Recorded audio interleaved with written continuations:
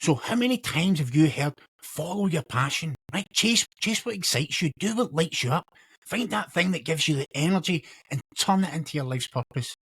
Okay, but what if that advice is the very thing that's keeping you stuck, right? What if passion isn't the map, but is a distraction? What if the real way to find your purpose is to stop chasing feelings and start studying the patterns of your life? Welcome back, I'm LJ, and today we are talking about patterns.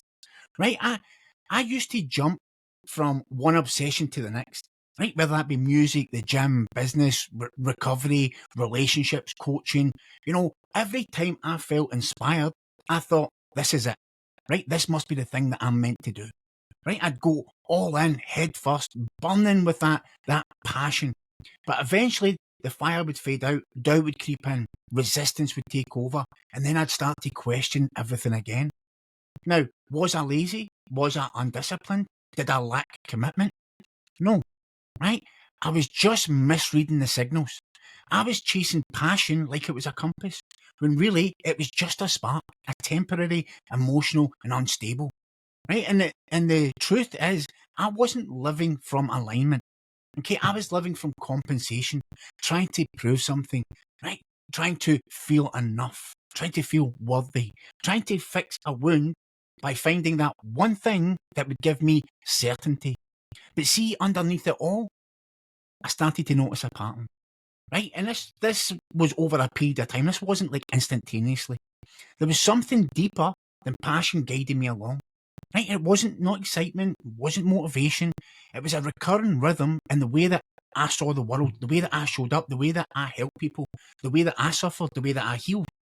Okay, and once I started to follow that, not the passion, not the noise, but the patterns, that's when things began to align. And it's only now looking back with hindsight that I can see this, right? Because passion is an emotional state, right? It's not a soul level truth. And it can be triggered by fantasy, escapism, ego, and it's often a byproduct of what your identity wants, not what your soul needs. Right? You can feel passionate about things that are completely out of alignment with your true nature and purpose. Because passion's often tied to dopamine, to novelty, to stimulation, to ego reward. But patterns don't lie. Right? Tony Robbins talks about this in depth. Okay, and if you've been following me for however long, you're right, you might have seen the video that I done on Bashar's formula. And I shared how powerful it is to follow your highest excitement, right? Moment to moment, without expectation and to the best of your ability. So you might be thinking, oh, you're contradicting yourself. No, let me be clear. I am not contradicting that.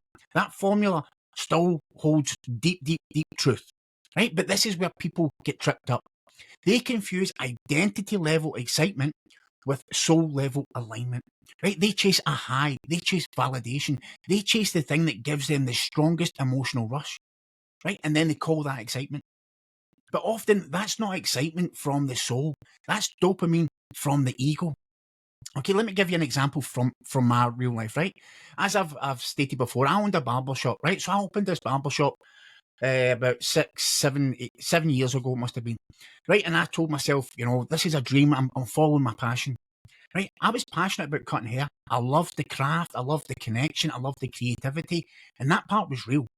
But if I was being 100% true to myself, I didn't, open the shop just because I loved cutting hair. No, I opened it because I wanted to be the boss. I wanted the recognition. I wanted people to see me as successful. I wanted to feel like someone who had made it, right? So it looked like passion, but it was really coming from my ego. And it didn't take long before the weight of owning and running a business, it started to crush that part of me that actually loved cutting hair, right? And I remember that day when I was going to work and I was like, I don't want to go. And I knew, that my time was coming up there. Okay, and through this realization, I wasn't following clean excitement. I was chasing an image, a role, a sense of identity I thought would make me feel enough. It would make me feel worthy. That wasn't alignment. That was compensation. And it taught me a really powerful lesson. Excitement is only true when it's coming from your soul, not the identity. Right? Excitement in Bashar's teaching is meant to be a compass of resonance. an indicator of what is most aligned for you right now. But if your inner compass is distorted, if you're still trying to fix yourself, to prove yourself, or to escape something, then you will misinterpret the signal. So I'm not saying don't follow your excitement. No, I'm saying learn how to read it properly. Excitement should flow from the deeper pattern of your being, not from the surface needs of your identity. When you follow your pattern, your true soul-aligned structure, your excitement becomes clean, stable, grounded. And when that happens, yes, 100% act on it straight away. But make sure it's coming from clarity, not compensation. And that's the difference between true alignment and chasing passion like a drug, right? Because your pattern is a mirror of your soul, right? Look back on your life. Now, I'm not talking about just the highlight reel here. I'm talking about it all, the good, the bad, the ugly, the heartbreak, the indifference, everything. What were the themes that kept reliving, right? What roles did you always fall into? What kind of people did you feel drawn to, right? Drawn to help or to repel from, right? And no matter what job or stage in your life, what pain kept returning, okay? What longing, never leaves you. That's your soul pattern, right? It's the spiritual fingerprint underneath your story. It shows up in the way that you communicate, the way that you lead, the way you listen, the way you create, the way you serve, right? And even when you're not trying, your purpose is hidden in the pattern, okay? And most people are passionate about compensation, okay? Because most people, they don't want purpose. They want certainty, recognition, and a freedom from fear. So when they chase their passion, they're really chasing relief, right? Relief from doubt, relief from low self-worth, relief from feeling behind, broken, right? That's not purpose, that's pain avoidance. And until you see the emotional compensation underneath your passion, you'll keep circling back to the same dead ends. That's why you keep repeating the same cycles over and over again.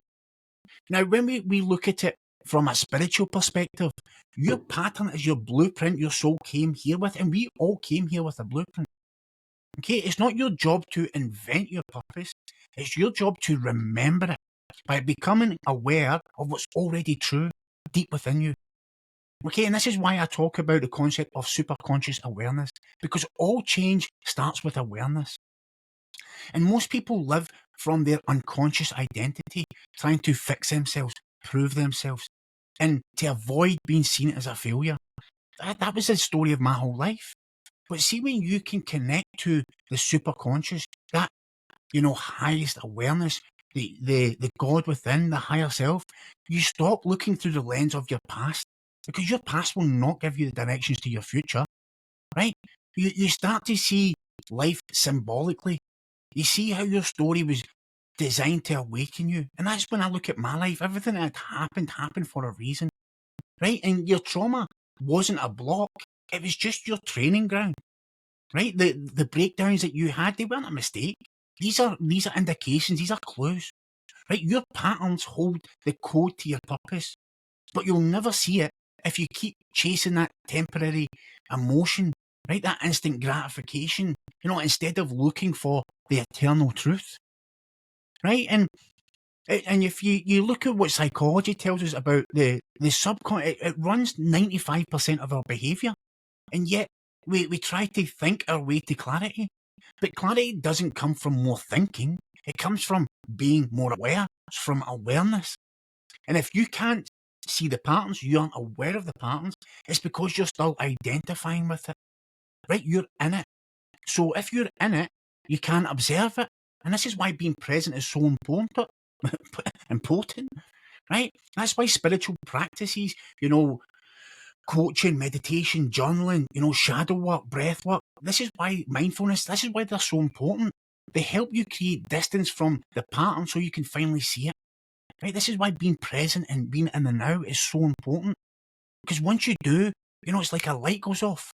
You realise, oh my God, I've been doing this my whole life, right? I just didn't know it mattered. It's always mattered. You just weren't paying attention to the right signals. Okay, now it's time to become aware, to start to pay attention to what these signals are, right? And how can you do that, right? How can you start to uncover these patterns? Track the roles that you always fall into.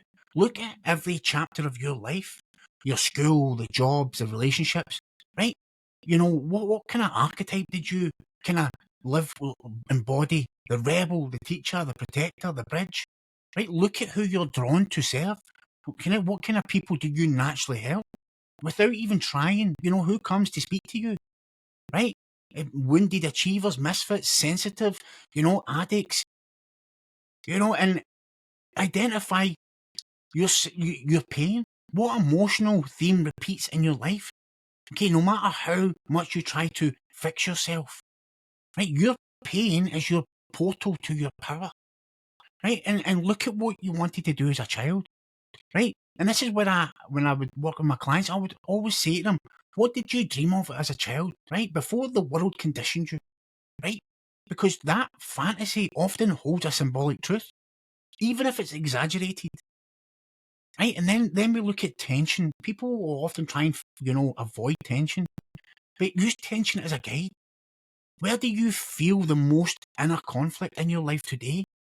The tension is not the problem. The tension is creative friction. It's trying to show you where your identity is out of sync with your soul. Okay, and it's time to use that tension to create. It's time to use that tension because tension tension is creative. And when you can use tension, right, and go into a creative structure, you will start to create the life that you always dreamed of. Right? You don't need more motivation. You don't need to force clarity. And you definitely don't need to keep chasing these instant gratification, fleeting moments of exciting and call it passion. You need to stop, get still, right? Start paying attention to what's already been guiding you your whole life. Your pain, your gifts, your cycles, right? The way that you see the world. There is a pattern underneath it all. And see, once you align with that, you don't just find purpose, you become it. You don't just chase your path, you start to embody it. So stop following your passion, start following your pattern, because that's where your power lies. And you have that power within you. But unless you get into the now, start to be present, you'll never have the awareness to identify it. Okay, and as always, guys, I love you. I hope this video helped. And if it resonated with you and you want to join me on this journey, please subscribe to the channel. Drop a little comment. It always goes a long way. And I'll have another video for you here and you can subscribe here. Have a great day. Much love. Take care.